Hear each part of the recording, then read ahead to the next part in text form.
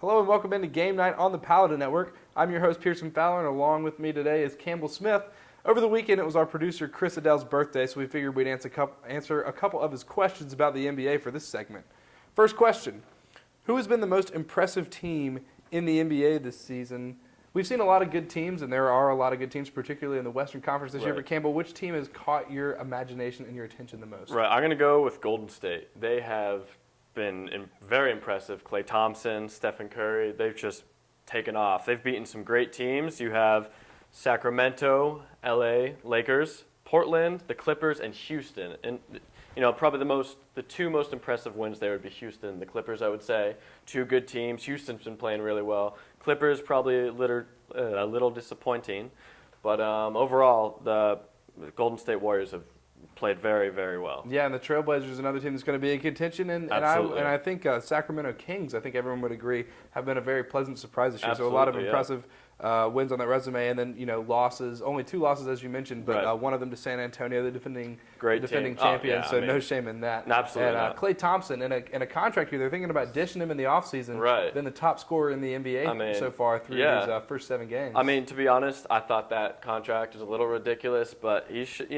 showing that he can play, and maybe he's playing for the right amount, but we'll see. When you're playing alongside and outscoring one of the best spot-up shooters in the league, you're doing something right. Absolutely, and that's what Klay's doing. Right. Playing alongside Steph Curry. For me, I think the most impressive team has been the Miami Heat. Okay. You look at what they lost in the offseason. They lost a huge percentage of their scoring, their leadership, their rebounding, losing guys like LeBron and Ray Allen. I mean, obviously it goes without saying those are going to be hard pieces to replace. Right. But they've started the season very well. They're 5-2. They've beaten the Raptors, the Mavericks, who are both going to be contenders in their respective conferences. Absolutely. And their losses are to the Hornets, who I think are going to be a good team, though they've started off a little bit shaky. And then to the Rockets, who you mentioned have been very good this year. Yep. But what's impressed me most about Miami is just sort of their determination going forward. As we mentioned, and as a lot of people have talked about throughout the entirety of the offseason, this is a team that lost a lot and that people weren't expecting much from this year. Right. There were a lot of people saying, Miami's going to miss the playoffs. And they still well might. They're only 5-2. We're only 7 games in. We got another,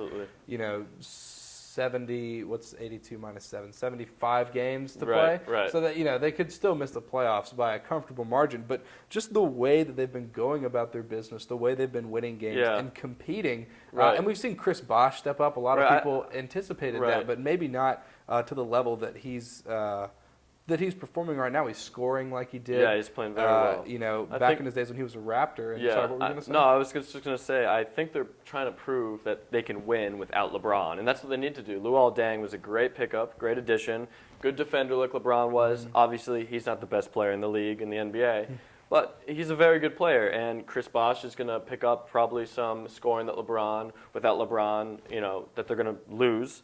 But he didn't score as much when they had LeBron because there were 3 very big scorers. Wade's getting older, but they've impressed me. I agree. I think they have great determination, and they're saying, hey, Heat fans, we don't have LeBron, but we can still win. So and we've seen bits and pieces of that, even when LeBron was in Miami, games that he would miss due to injury or just sitting out for rest or whatever, Bosh would typically pick up a little bit of the slack in terms of the scoring. But not only has he done that, he's really gotten his rebounding numbers up. He's rebounded.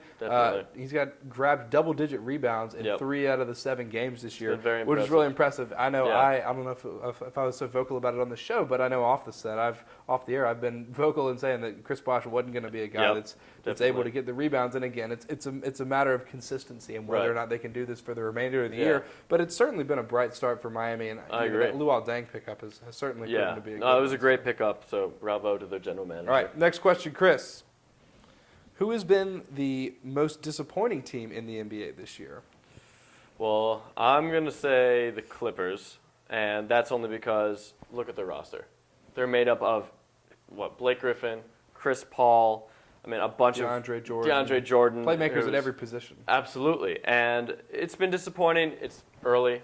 But they're not looking as good as I thought they would. I thought they would just take off from the beginning, just like Golden State is. I think on paper, they definitely have a better team than Golden State, but Golden State's playing the way the Clippers should right now. Golden State's a great team. I think they're going to continue to play this well. But the Clippers, Paul, he needs to start dishing the ball. I think Blake Griffin's he's underperforming right now. I actually got to say DeAndre Jordan, I think he's I don't know. I mean, I'll have to relook at the stats, but I think it's been playing pretty solid. But without those other two, they're just not going to win. Yeah, well, what's really stuck out to me, anyways, is just that how slow they are out of the gate. Because this is a Clipper team with a lot of expectation going into the year. A lot of people are saying this is sort of finals or bust. Absolutely. Because, year 2 with Doc Rivers, and you have all these talents. You have a Blake Griffin who finally seems to be getting it. He's become at least a viable defender. Chris Paul, still one of the best 2, maybe 3 point guards in the league. DeAndre Jordan, good pieces like that. They did lose Darren Collison in the offseason, backup point guard. Right. That's going to hurt, some minutes off the bench, but they still have Jamal Crawford, the reigning sixth man of the year, who's been playing very well. And it's just been surprising that they've been stuttering out of the gate like this. But as you mentioned, it's a long season. I don't want to overreact too much. Definitely. But this is a huge year for the Clippers, and they're going to need to get it together because Golden State hasn't wasted any time in jumping out front. The West is always competitive. Now they did catch a little bit of a break with Oklahoma City dealing with some injuries. That's going to allow them. That's going to give them some breathing room, at least there at the top, in the top 4 or 5 teams. But yeah, I agree that the Clippers have been disappointing. I think even more disappointing than the Clippers, though, would be the Hornets. Right. Just because the Hornets are in the East, so they will have been expected to maybe do a little bit better against some worse opponents. And they added some good pieces, particularly Lance Stevenson. They lost a guy in Josh McRoberts, who I thought was a very good piece for Charlotte because he gave them some offense. Right. So to take some of the responsibility off of Kemba. Absolutely. But they really haven't been able to. They've won a couple of impressive games. But they're only 3-5 right now on the season. And last night, sort of the season was summed up when Gary Neal failed to put in a game-tying layup as the buzzer went off. He was trying to dunk it just needed the layup instead of laying it in. I don't think they're playing smart right now. No, they're not playing smart, and it's a shame because again, this is a good Charlotte team, a team last year that made the playoffs for the first time in their franchise's history, which is awesome. As the Bobcats. Right. And the addition of Lance Stevenson is someone that could help facilitate that offense, even pick up some of the scoring and some of the rebounding slack. It's been a little bit disappointing for them to come out 3-5. Right. Although I will say in their defense, this was never going to be an elite scoring team. It was high energy defense that got them to the playoffs last year.